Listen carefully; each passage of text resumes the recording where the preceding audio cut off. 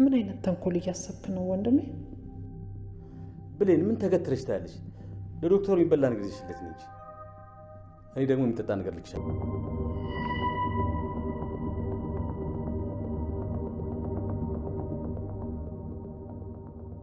አይሽ ለዚህ ነው የተጨነቅሽ። ምንም የሚያስጨንቅ ነገር እንደሌለ ነግሬሽ ነበር። አረ ምንም አያስጨንቅ።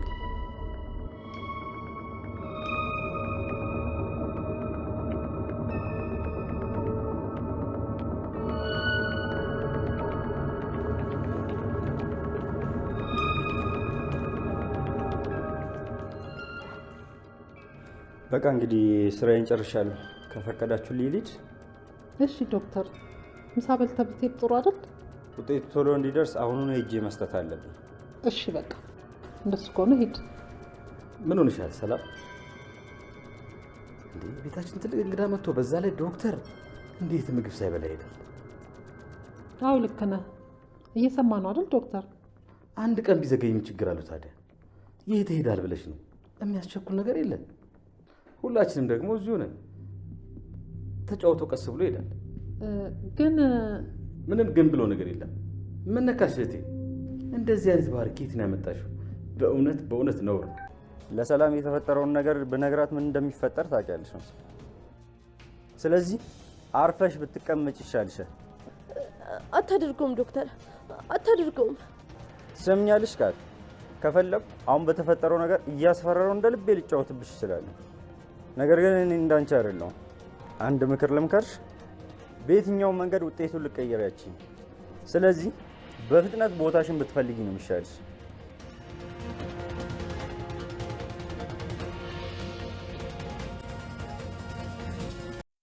ሰላም ሰላም፣ ውድ የቻናሌ ቤተሰቦች እንዴት ናችሁልኝ? እንኳን ወደ ሰብለ ዩቲዩብ በሰላም መጣችሁ።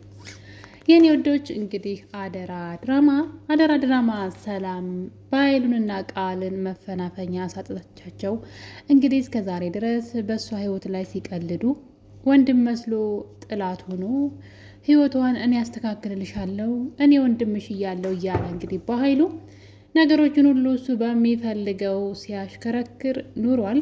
አሁን ላይ ግን ሰላም ነቅታለች። በጣም ደስ በሚል ሁኔታ እንግዲህ በአንድ ስልክ ጥሪ ምክንያት ሰላም ነቅታለች። እንግዲህ እንዳያችሁት በዚህ ቀደም ክፍል ላይ ሳሚ ነበረ ስልክ ደውሎ አንተ በኃይሉ ስልክ ላይ ነበር የደወለው በአጋጣሚ እና እንግዲህ በኃይሉን ያቺ እንደፈለክ የምትጫወትባት ሞኝትህ ቃል ልጇ እንዳልሆነች ነግራታለሁ ብሎ እንግዲህ ሚስጥሩን ሁሉ ተናግሮ ነበረ። በዛ የተነሳ እንግዲህ ከዛ በኋላ ሰላም አላገኘችም። ነገሮችን ለማጣራት በጣም ብዙ ርቀት እየሄደች ትገኛለች እና ይህ ደግሞ ለእሷ በጣም አሪፍ ነው። እውነታው ላይ እንድትደርስና ትክክለኛ ልጇን እንድትፈልግ ይረዳታን ብዬ አስባለሁኝ። በአሁኑ ሰዓት እንግዲህ ሰላም ያንን ነገር ከሰማች በኋላ አርፋ አልተቀመጠችም። ቀጥታ እንግዲህ ዲኤንኤ ምርመራ ይደረጋል ብላ ቁርጥ ሆኗል። ነገር ግን እሱንም እንግዲህ በኃይሉ እንደለመደው ዲኤንኤን ለማስቀረት በጣም ብዙ ጥረት እያደረገ ይገኛል ማለት ነው።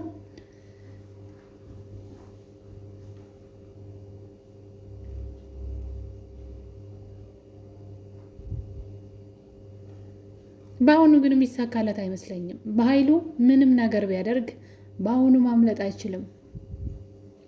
ምክንያቱም ሰላም ወንድሟን ማመን ትታለች።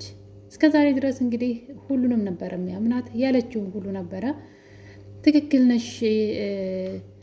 ነህ እያለች ወንድሟን የሚፈልገውን ነገር ሁሉ እንደፈለገው ሲያደርግ ኑሯል። በህይወቷ ላይ እሱ ሲያዝ ነበረ። አሁን ላይ የራሷን ህይወት ራሷ እየመራች ትገኛለች። እንግዲህ እንዳያችሁት ሳሚ ከነገራት ጊዜ በኋላ ቀጥታ ያደረገችው ነገር ቢኖር ምንድን ነው? ዲኤንኤ ምርመራ ነው። ዲኤንኤ ምርመራ ስታደርግ ደግሞ ለወንድሟ ነግራው ስለነበረ ቃል በነገሩ አልስማማም ብላ እምቢ ብላ ነበር በሰዓቱ። ምክንያቱም ጉዷ እንደሚወጣ ታውቃለች በምርመራው። ስለዚህ አንቺ ሳትሆኝ እኔ ነበርኩ መጠራጠር የነበረብኝ። እኔ መች ተጠራጠርኩሽ? አንቺ እናቴ ትሆኝ አትሆኝ ሳላቅ እኔ ተቀብዬሽ፣ አንቺ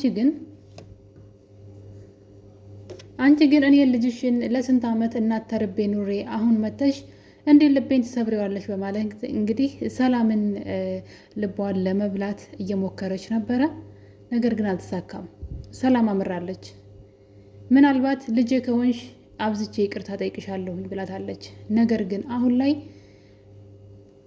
ሁሉም ነገር እኔም ልቤ እንዲያርፍ እንግዲህ ይሄን ነገር ግዴታ ምርመራው መደረግ አለበት ብላ ቆርጣ ተነስታለች። ለዛም እንግዲህ በባለፈው ክፍል ላይ ካያችሁ አንድ ዶክተር እራሷ ቀጥራ ነበረ። ነገር ግን ከዛ ቀደም ብሎ ቃል ምርመራውን አላደርግም ብላ ስትል በኃይሉ ወደ ቃል ክፍል በመሄድ ቃልን በአንድ ነገር አሳምኗት ነበረ። አንቺ ምርመራውን አድርጊ፣ እኔ ደግሞ ዶክተሩን ስለማዘጋጅ ዶክተሩ የኛ ሰው ስለሚሆን ምንም ነገር አይፈጠርም ብሏት ነበረ። ለዛም እንግዲህ ስላመነችው እሺ አደርጋለሁኝ፣ ነገር ግን ዲኤንኤን ምርመራ ካደረግን በኋላ ልጅሽ እንደሆንኩኝ ከታወቀ መቼም ቢሆን እናቴ ብዬ አልጠራሽም፣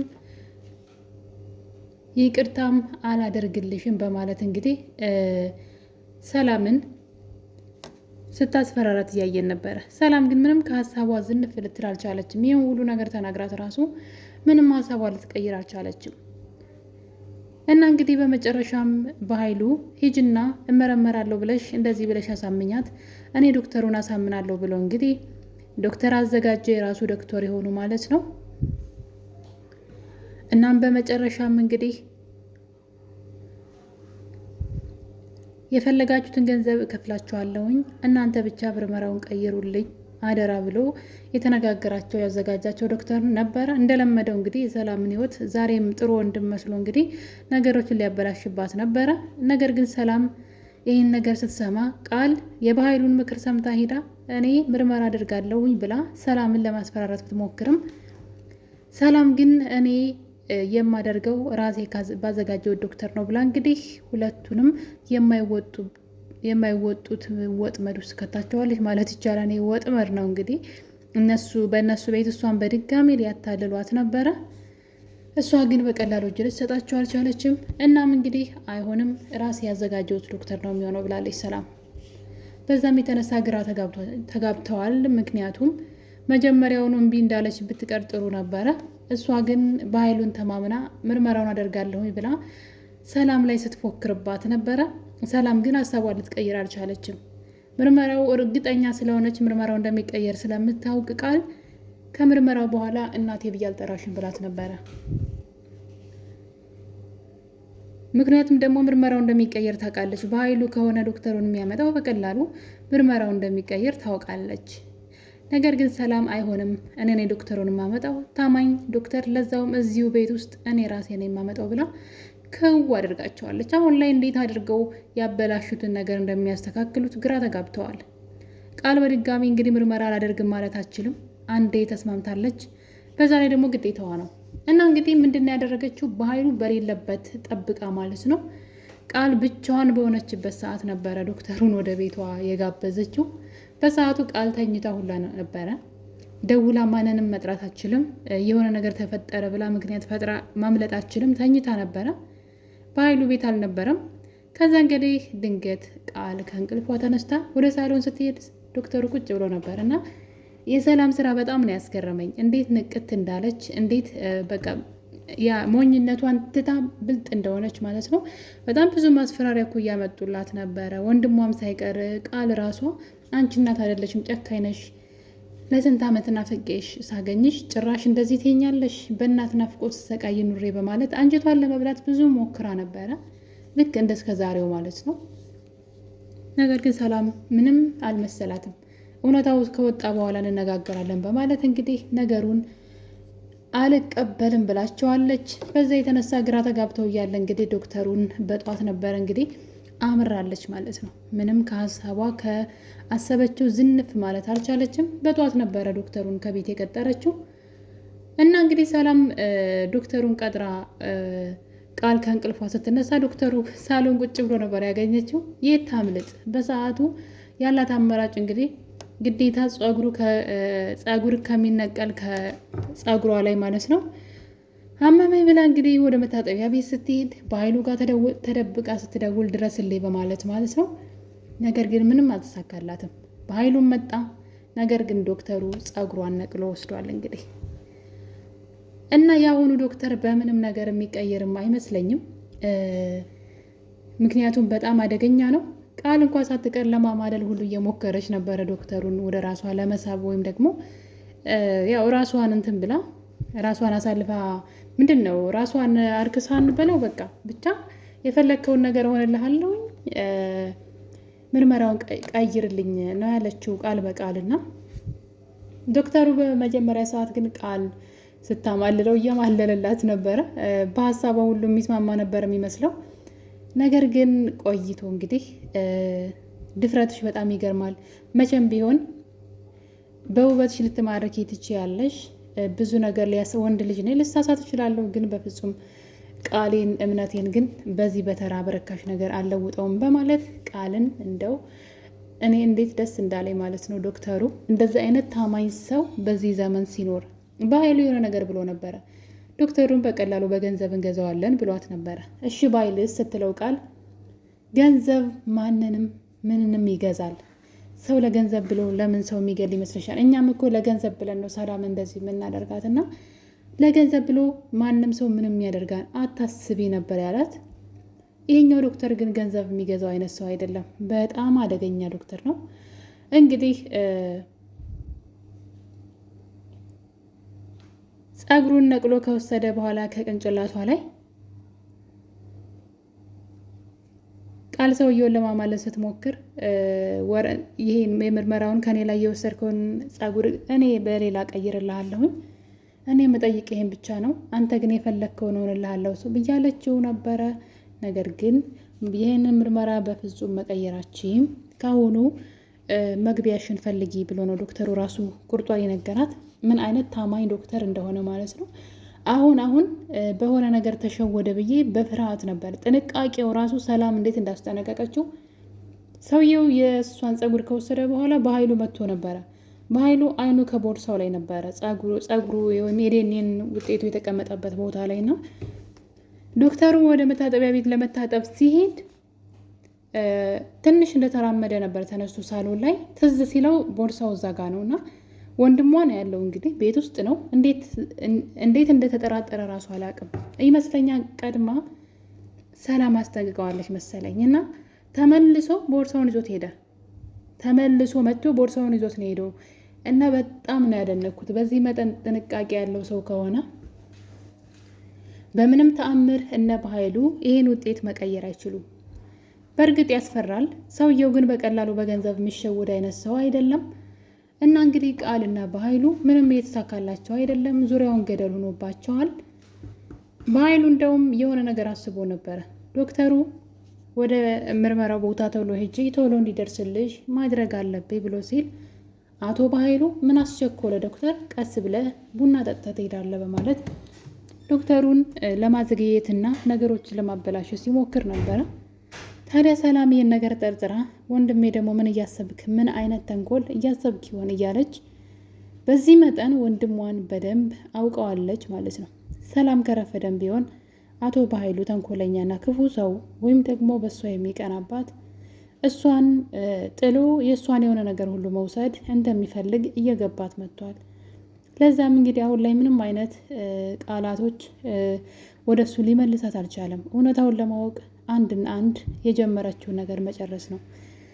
ከረፈደም ቢሆን ሰላም ነቅታለች። ለዚህ ሁሉ ደግሞ ዋና ተጠያቂው ሳሚ ነው። ሳሚ እንግዲህ በኃይሉን ለመጉዳት ብሎ ቢሆንም ያደረገው ነገር ግን ለሰላምም ሆነ ለብሌን ትልቅ ውለታ እየዋለላቸው ነው። በዛ ላይ ብሌን አሁን ላይ እናቷን ፍለጋ ጀምራለች። ለሱም እንግዲህ ቃልን መጠቀም ነው የፈለገችው። ቃል ስለ እናቴ ታውቃለች ብላ ስለምታስብ ማለት ነው። ምክንያቱም በተደጋጋሚ በእናቷ ጉዳይ ላይ እጇ ሲኖርበት የውሸት እናት ስታመጣላት እነዚህን ነገሮች ብቻ እያንዳንዱ ነገር ስለ እናቷ የሚመለከተው ነገር ሁሉ እጇ እንዳለበት ስለምታውቅ ምናልባት ወላጅ እናቴን ታውቃለች ብላ ስላሰበች ነው ዳግምና ቃል አብረው እንዲሆኑ የፈለገችው። ያው ቃል እንግዲህ ከዳግም ጋር ስትሆን የምታደርገውን ነገር ስለማታውቅ ትቀባጥርና ሚስጥሩ ይወጣን ብላ ታስባለች እና እንዲጠቀምባት እየመከረችው ነው። ከተሳካላት እንግዲህ በቃል በኩል እናቷን ልታውቅ ትችላለች። ነገር ግን ሳሚ ራሱን ቢሆን ቀጥታ ሊነግራት ይችላል። ይሄ ጉዳዩ አይደለም። በእርግጥ አሳዳጊዋ ወይዘሮ ገነት ሰላም እናቷ እንደሆነች ተነግሯታል። ያው መናገር ለምን እንዳልፈለገች ባላውቅም እስካሁን ድረስ ብሌን ከማንም ሰው ሰላም ያንቺ እናት ናት የሚል እንደው የሚያጠራጥር ንግግር እንኳን ሰምታ አታውቅም። ወይዘሮ ገነት ግን ታውቃለች። ነገሩን እስካሁን ድረስ ለምን ዝም ብላ ሚስጥር አድርጋ እንደያዘችው ባናውቅም እና ውድ ቤተሰቦች እንግዲህ የብሌን እውነት ሊወጣላት ትንሽ ጊዜ ነው የቀራት። ያው ቢዘገይም እውነት መውጣቷ አይቀርም።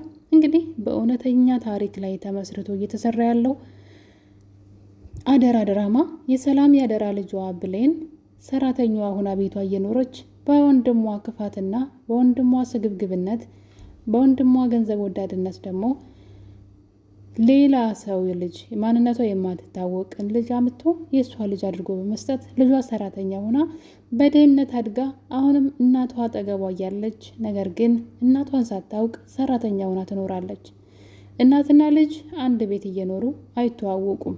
ይህ ሁሉ የሆነው ደግሞ ወዳጄ ወንድሜ የእናቴ ልጅ ብላ የምትጠራው የአይኔ ማረፊያ የምትለው ወንድሟ የምትሳሳለት እንዳይኗ ብሌን የምታየው ወንድሟ እሷን ለመጣልና እሷን ለማጥፋት ይጥራል።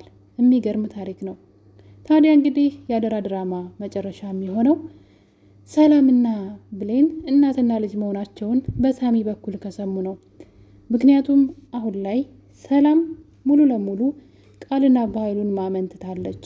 የራሷን ውሳኔ ነው እያደረገች ያለችው። እሱም እንግዲህ ያዋጣኛን ያለችውን መንገድ በራሷ መንገድ በጥንቃቄ ለዛውም ማለት ነው ነገሮች እንዳይበላሹባት እስካሁን የተታለልኩት የተጃጃልኩት ጊዜ በቃኛን በማለት ሰላም ቆርጣ ተነስታለች።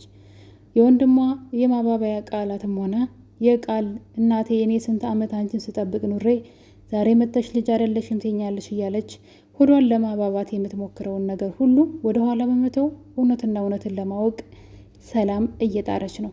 በዚህ ከቀጠለች ሰላም ልጇን በቅርቡ ማግኘቱ አይቀርም። ብሌንም እንደዛው። ብሌንም እውነቷ ወጥቶላት የሰላም የቤት ሰራተኛ ሳይሆን የሰላም ልጅ ሆና የምትኖርበት ጊዜ ሩቅ አይሆንም።